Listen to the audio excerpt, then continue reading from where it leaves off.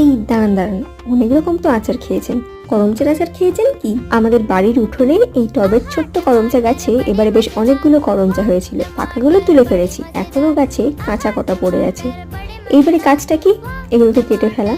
কাটতে গিয়ে দেখি বাপরে, এগুলো করমচার রস নাকি রক্ত, বোঝা ভার।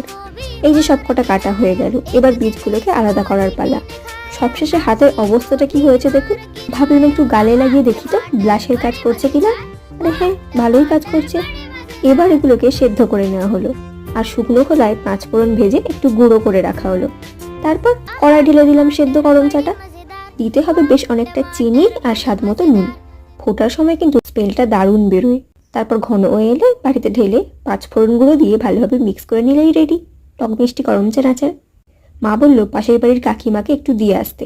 আমি যাই পাশের বাড়ির কাকিমাকে করমচার আচার দিয়ে আসি, আর আপনারা ততক্ষণ সাবস্ক্রাইব করে দিন।